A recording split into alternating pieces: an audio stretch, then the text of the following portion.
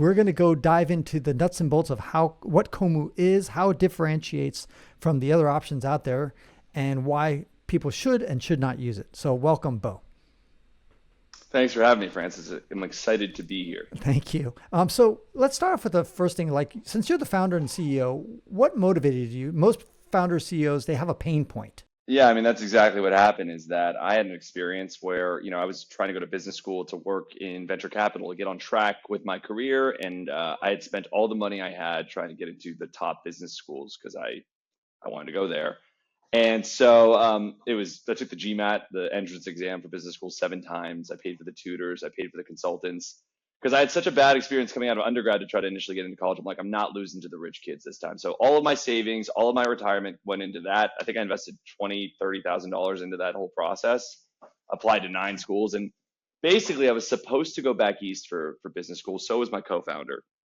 We're both from LA originally, and then COVID hit. So of course, all that work and it's COVID business school, and we both decided to apply to UCLA. He got a perfect score in the GMAT the first time, so he got a full ride. I got a half scholarship, so that was incentivizing to stay local, stay close to my family, and be in LA. And that's all to say, I worked so hard, and I decided to go to Montana to clear my head after really working my butt off. And 4 nights at a crappy Airbnb in Montana was half my rent for the month in LA. And that's where the problem started. I remember we used Turo while we were out there, which is, a peer-to-peer car rental service. And I'm like, man, not only is this short-term rental, this Airbnb, it's much more expensive than I can afford right now as a guest. But on top of that, my most expensive asset, my home in LA, has to sit empty and unused while I'm away. And it's because I can't list on short-term rental sites as a renter. Nor can I afford short-term rentals now as a guest. So that was where I was like, why can't I do this with my home? Like, why the person that needs this the most, that has a financial motivation, isn't being solved for in the market? And so that was the origin story where the wheels started turning. I met my co-founder at business school, and we were talking about this a little bit. We were like, both remote capable workers before the pandemic untethered that for 100 million plus Americans, and we're like, man, we did not travel at all, even with that opportunity to do so, because we couldn't afford it. And we had pretty decently paying jobs. So we imagined that might be a big problem for a lot of people. And that's where we discovered that it's actually a massive problem for millennials and Gen Zers that now want to work and live in other places without giving up, their homes in these core key locations. And that's where Kommu was born. Got it. Okay, so then tell us a little bit more about the nuanced differences, because there are some nuances between. People are listening to this and saying, okay, well, why didn't you just do Airbnb? Airbnb started with the idea of renting out a couch in San Francisco. And why couldn't you as a tenant rent out your couch using Airbnb? Yeah, so that's really what this is all about. It's going back to essentially where Airbnb started and saying that this moment in time is what is unlocking that opportunity that Airbnb sort of pivoted away from. And really what Airbnb did is it evolved into more of a professionalized platform. Over 60% of hosts now are investment management companies. They are motivated to list for a profit, which is most marketplaces, right? Most marketplaces exist for suppliers to maximize profit off of guests. And in our case, we're saying, well, if you build a social network and a social graph of all of the places available to you with and through your trusted network, so that's maybe sharing your home for free with friends and gifting and letting them know when it's available. It might be subletting to a friend of a friend, or swapping, or pet or house sitting. Like a good example right now would be, I'm in New York for 3 weeks. I'm pet sitting on Kommu from the pet sitting group. So I'm staying in a luxury building for free. And I have a friend of a friend paying my rent back home in LA. So I'm actually making money essentially to be in New York right now for 3 weeks. But that's all to say that relationship, or those relationships, that social graph, is what unlocks this entire opportunity, basically for an entire segment and generation of users that cannot list their homes on platforms like Airbnb. They have been turning to Instagram and WhatsApp and texting friends and whatever to try to find a solution to that problem. And we're like, well, we're going to build a network for that where there's no transaction fees. It's more of a Costco model where you pay a small annual subscription, and we make sure people are not listing their homes for profit. We verify their identities. We facilitate transactions on the platform, but that's a consumer empowerment tool. Airbnb is really now for professionalized hosts and managers. Okay, but Bo, a lot of people in the WanderLearn audience are not well connected people. They've got their 5 friends. They're not on social media. And it seems that they might be hearing this and saying, well, there's a lot of of premise here that you're the more well connected, the more places you have to stay and that kind of stuff. The more people who can stay at your place, that kind of stuff. How would you address that concern for people who are kind of hermits? Yeah, I mean, I will say a lot of the initial, genesis of Kommu would have been that I mean, it was this that like we would want users on that had a network already there. You kind of needed that network effect, and there was a lot of friction there, right? A lot of people were like, not only do I not maybe have connections on the platform already, but I'm not going to necessarily go out and invite people to this platform where I'm not seeing value in and of itself. And so that was where we flipped it. And we realized that if we started as an open network, that we essentially, would give anybody the experience of seeing the value of Kommu, even as a sort of fee-free version of Airbnb, with where you could actually see if you have connections to these hosts. And then we would encourage people to join groups, to add friends, to find more value over time. So you could download Kommu today. Anybody can. They would see 150 plus hosts like me listing to all of Kommu that are essentially financially motivated, but they're still listing for way more affordable rates than on these other different platforms for professionalized managers. And then we'd say, by the way, you can join these public groups. You can apply to join these private groups. You can add your friends. And the more people you add and connect with, the more value you get. But if you want to use us as an open network too, that's everybody's experience to start. Okay, so for right now, people listening to this are probably still pretty confused and they're trying to figure out, what is this? How do I use it? So I think what might help now, Bo, is to cite at least two different examples. So one, when you're trying to look for a place to stay in, I don't know, New York or Florida, versus doing something with your house. So let's start with step one. I want to go to, let's say, Miami. So Okay. how do I use Kommu? Okay. You download Kommu in the App Store. Right now, it's only in the App Store. So we're working on Android. It's only mobile for a What's reason. the ETA for the mobile app in Android? Anywhere from 1 to 5 months. Obviously, a lot of that is contingent on what we want to get to a certain amount of scale on this one before So building the end of sometime that. in 2024. Yes, Android will be Okay, out then. so let's just say later to 2024. I'd rather say Christmas 2024. Keep you safe.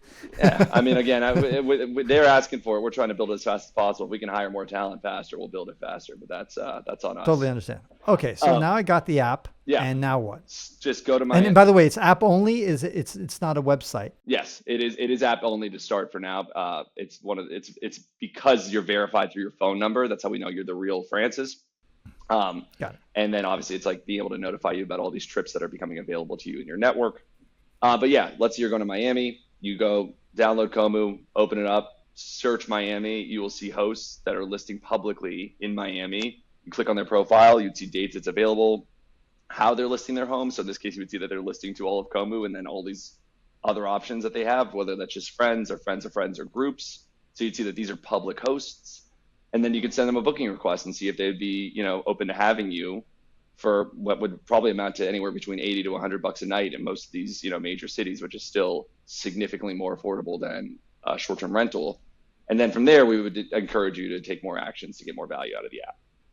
Okay, and then what kind of accommodations could I or I expect sleeping on the floor, couch, or actual bed, private room, or all the above? Most of our bookings are studios or one bedrooms or two bedrooms where you would have the entire place to yourself.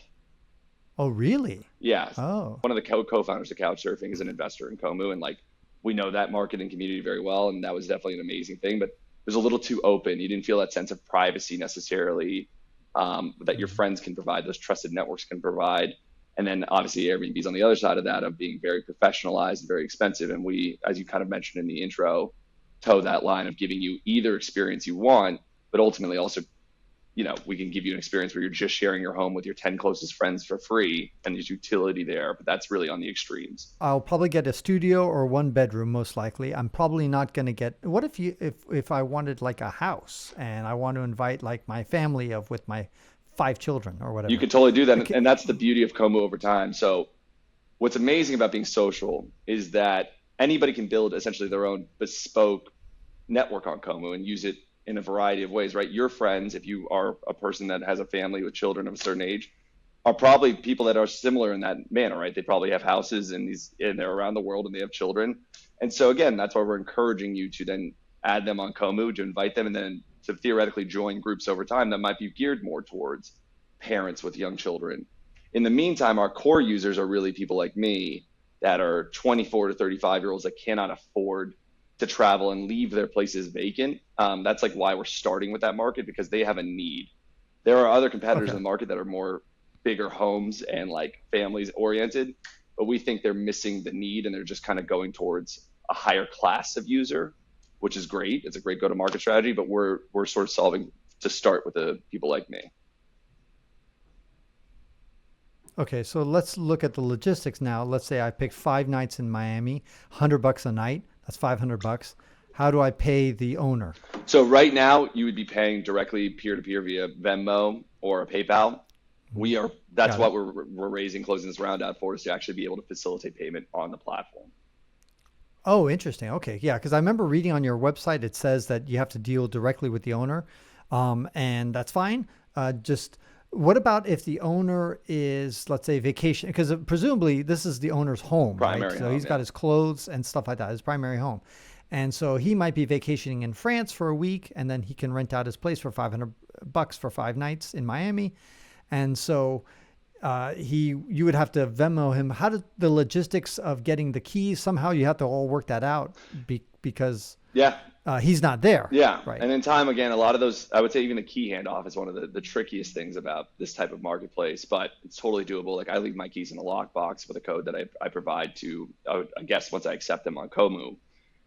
There's other Right. services that we definitely can implement in time, and we look forward to doing that with key handoff. But at the end of the day, the logistics are more about payment and then dates and coordinating the stay, right? It's finding that if you're going to Miami those dates, that you have enough options and enough of a network to find what you're looking for, especially in those key cities, LA, New York, Miami, SF.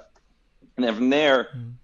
what we're planning on turning on, like why we're closing this round, is to say, when you're buying into these networks where you want to do this, these stays with anybody that's not your friend, anybody that's a friend of a friend, a group member, all of Kommu, that's where there are added sort of rules of engagement, where if you're paying on Kommu, the expectation is, yeah, you're not canceling as a host within a certain period of time. And if you are, we can essentially penalize you and or remove you from that pro platform and that pro plan.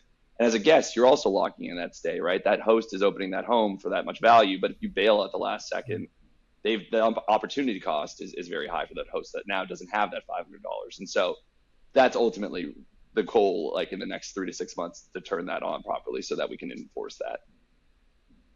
Got it. Okay. And then one of the things that might concern some people is the damages. So all of a sudden I go to Miami, I get drunk as usual, and I destroy a bunch of the property, which is what I normally do everywhere I go. And the guy gets a nice big bill. So now in the website, it says that I have to work that out with the owner. That just seems like, woof, as an owner, that would be like a can of worms. Like, oh my God, how am I going to go after this guy? Now, yes, I have my ID and that kind of stuff, but still, it's just, clawing back money is a tough business, even if you've got their ID and that kind of stuff. So Yeah. how does that work out? Have you had any experience, not you personally, but on your platform, perhaps? Yep. So we're approaching over nearly 300 bookings right now. We have not had a single incident to date. And a lot of that is because social networks and social proofing serve as a really, significant deterrent from people trashing each other's homes, right? I will say 99.99% of Airbnbs go off without a single incident. But when they do happen, we all hear about it in the news, obviously, in those horror stories. Right. We plan and believe we will be significantly better than that, partly because of the idea that, like, you lose social capital if you're a friend of a friend, for instance, and you go to somebody's place in Miami and you trash it. And beyond that, what we're planning on building, obviously, in this new iteration for the pro users is that protection plan, is those assurances of saying, hey, we're going to be able to regulate this market. We're going to remove any bad actors if that were to ever happen. And we're going to cover you as both as a host and a guest. In the host case, it's offering a protection plan that is essentially gap coverage over that renter's or homeowner's policy. But it's knowing that, like, God forbid that were to happen, which is incredibly rare, right? If that were to happen, we've got you covered, and we will take care of that person not being able to book on Kommu in the future. Okay. Now, Airbnb has a review system built in so that whenever you stay there, the guests have a review. So if you're a host on Airbnb, and let's say I don't know you, Bo, but you're requesting my stay, I can see, okay, Bo stayed at 20 places and been a good guest. So therefore, there's that kind of social capital already built into Airbnb. Now, in Kommu, you have social capital built in through a friend of a friend network, but is that enough to distinguish itself from Airbnb? If I'm an Airbnb host, maybe what Airbnb tells me about the guest who's applying is good enough. And the fact that, Bo is a friend of my buddy John is maybe, about the same. Yeah, I mean, I will say, like, there's two answers to this question that kind of go in different, directions. So one is like on the consumer side of what we're building, we do agree, like, one of the key things we need to put in place right about now is ratings and reviews, and possibly, like, we're really imagining more of a vouching system, right? So that idea that if you're booking somebody's place, seamlessly being able to reach out through those mutuals and sort of vouch for that, Francis is a good person that I would welcome into my home and vice versa, right? And obviously that idea that, like, if God forbid something were to happen, which is going to be incredibly rare, that we're managing and regulating that network to the point where we're removing any of these bad actors from ever booking on Kommu again. But that's, like, really, like, obviously what we're building towards. We do actually have short-term rental and Airbnb hosts that list on Kommu. And you'd be like, well, why are they that are making money in these great locations, like, why are they listing on Kommu? And so they choose us as essentially a direct booking platform for when they cannot list their home on Airbnb, because there's more and more regulations preventing the amount of days they can list, and preventing essentially their profit margins. And it's also because once that relationship is bridged, like, let's say you're an Airbnb host and you have a guest that you love that has been there a couple times, that you book on Airbnb obviously consistently because you have the air cover, plan to protect if anything were to happen to the home. Kommu then becomes this alternative booking platform where you can essentially list your home when it's available for direct booking to these repeat guests or to your friends and family as an alternative, sort of source for when you can't list on Airbnb. And we've seen a lot of momentum there. And that's really to say, like, those direct bookings are happening all the time anyways without Kommu in existence, right? A lot of people bridge that relationship on a platform like an Airbnb. And the short-term rental platform is doing everything they can to say, hey, make sure you book it on Airbnb, like, we got you covered. And then both sides are still frustrated a little bit with the fees in that system and how expensive it gets. And then even the regulations preventing those hosts from being able to make the money that they want to make on this investment property that they have. That's not our target market, but that's obviously, I'm just sort of using that as a use case of, it was a surprise to us that so many short-term rental hosts were even choosing us, because you would be like, oh, well, just go make money on Airbnb and be registered. That's a great, it's a great business for most of those hosts. I know there's a bunch of regulations at a lot of cities, New York, San Francisco, et cetera. They have put some severe restrictions on these places for Airbnb. But Kommu, it's flying underneath the radar right now today. But if it got to be big, why wouldn't it just be subsumed with, the law encompasses Kommu too, right?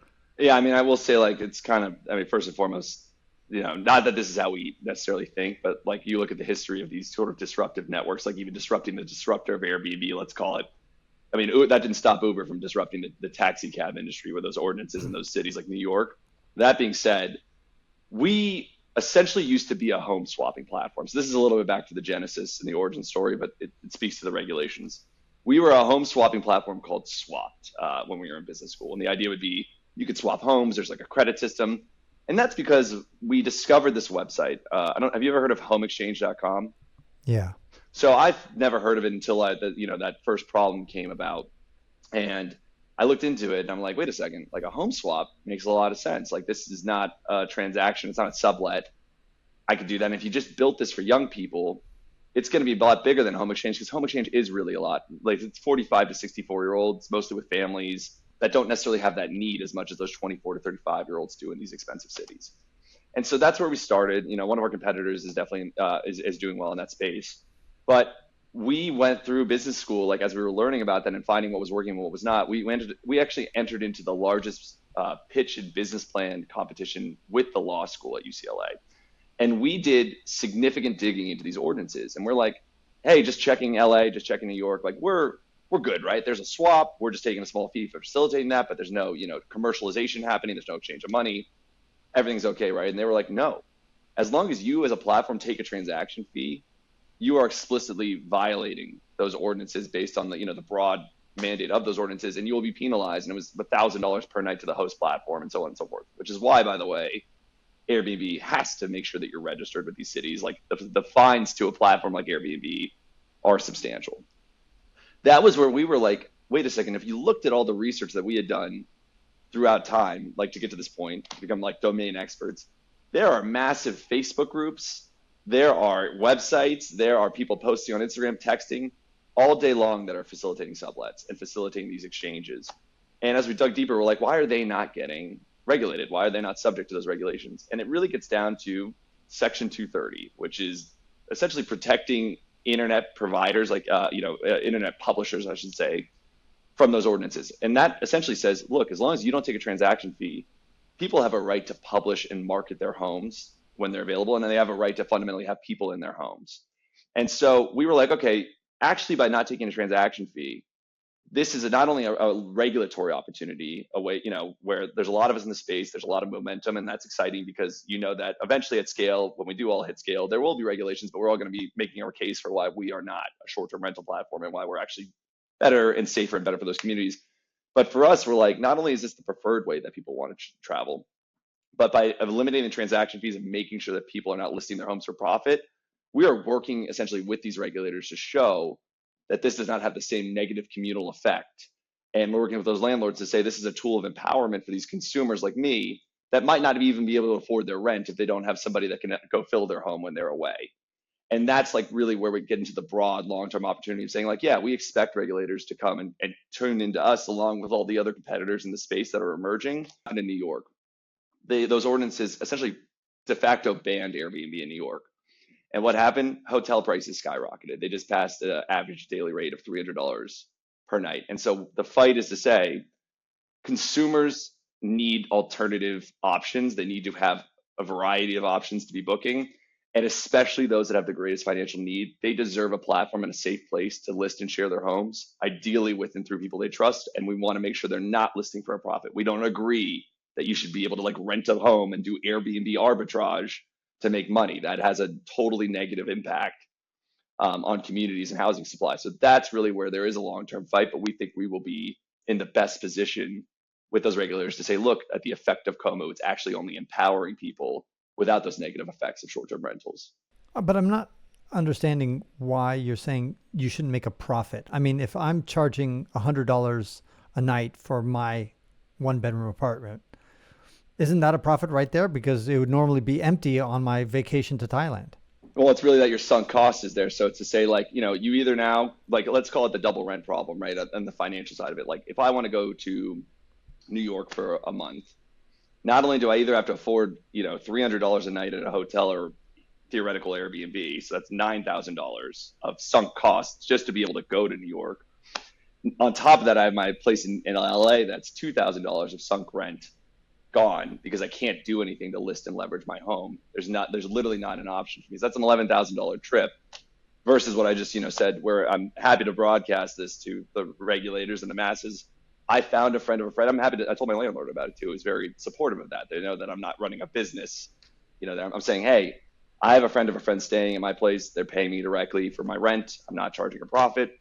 And that's taking a tremendous financial burden off of me. And then I'm dog sitting, which is awesome because I'm just helping somebody else, a host that didn't want to put their dog in a kennel for $100 a night. And I get to stay at her place and hang out with this great dog. And that's, again, another way of just leveraging both of our homes in a way that has only created a financial benefit without this idea of people trying to do all of this just to make as much money as humanly possible. And that is what Airbnb is fighting. I mean, like ultimately it's to say Pandora's box opened and human greed evolved to the point where, yeah, everybody wants to go buy 30 homes, list them on Airbnb and make as much money as humanly possible. And Airbnb is trying everything they can to rein that in, but it's a little bit too late. And why would you? You're making $9 billion in revenue a year if you're Airbnb, and that's an amazing business. So like we're here for a different market, the primary home market, which is still in our instance, we believe it's offline. But how does Kommu make money then? So that's where we really believe it's like a Costco model. And so it's saying you're paying a small annual membership fee. We're making sure for the guest value, right? It's to say those are people now that are finding homes that are on average, again, in New York City, $80 per night. So they're significantly more cost effective on the booking side.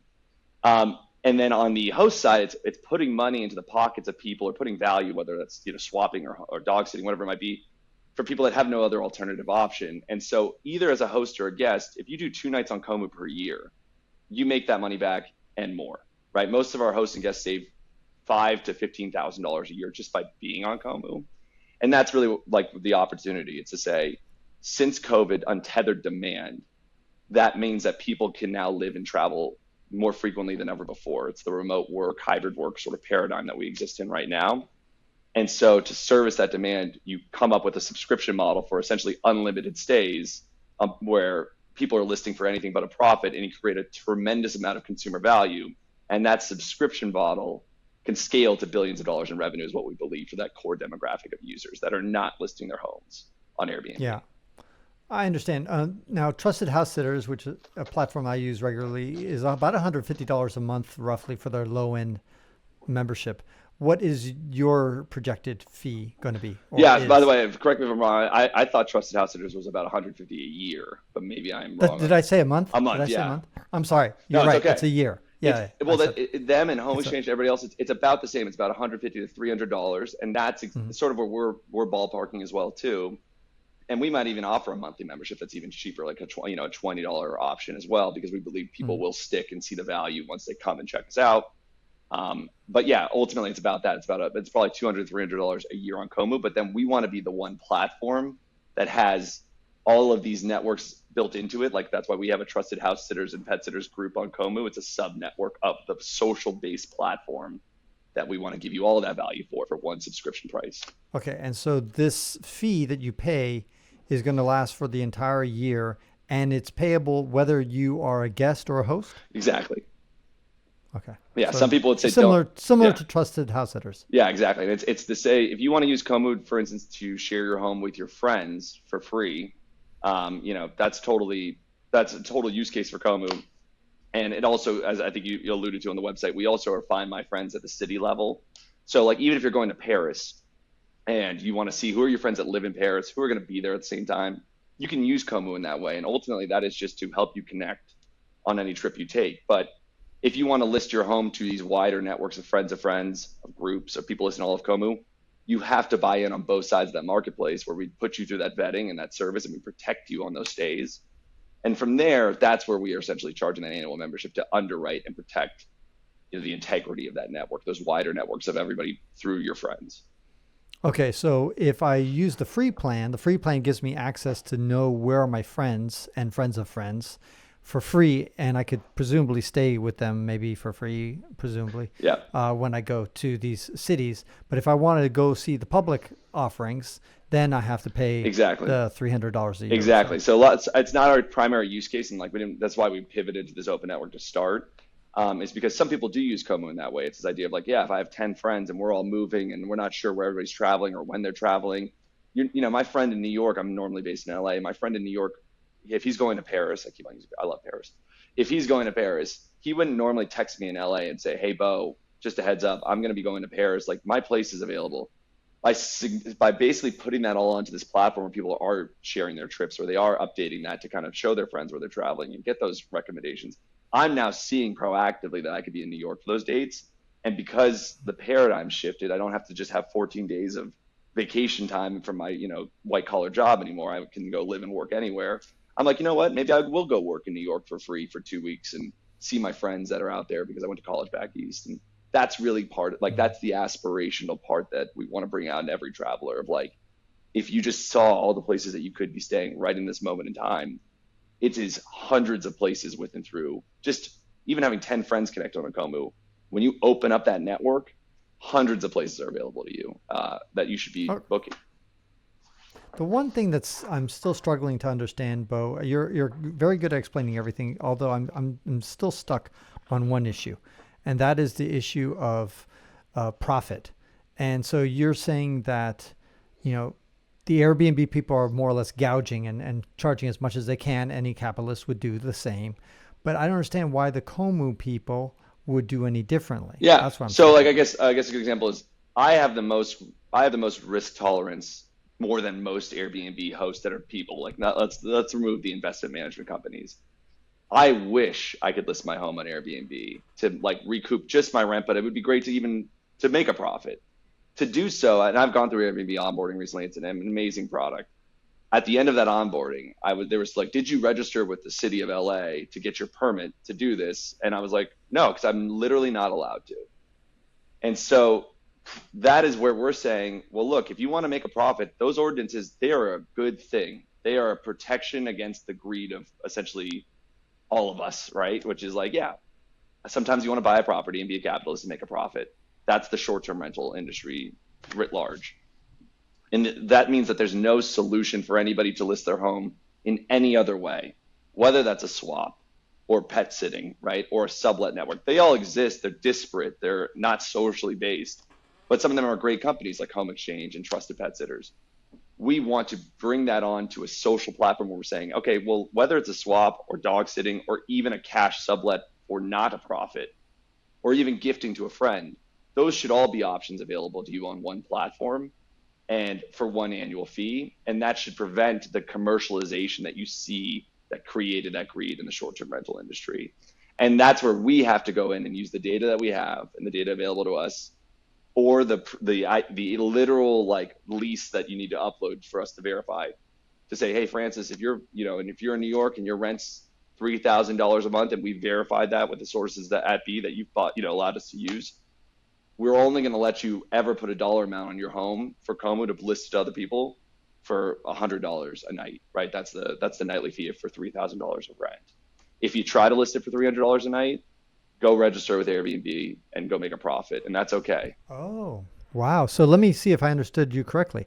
Are you saying that you have to kind of prove to Kommu what your monthly housing costs are, whether it's a mortgage or whether it's a rental, and then you basically take that price divided by 30 days in a month, and that's the max that somebody can Yeah, charge? and I will say, without revealing too much about that, like there's a lot of data sources and ways that we can get very close to, knowing what your rent and that actual payment is.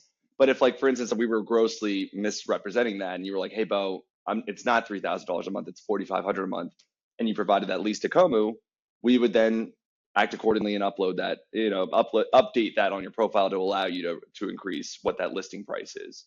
But that honestly, without that quality control in place, especially when you're starting with an open network, you will evolve to Airbnb. That's the truth, right? If you don't have some sort of pricing control to prevent those public hosts from listing for a profit, they will inevitably just turn to you as this fee-free alternative of a short-term rental platform. And we just don't want to become that.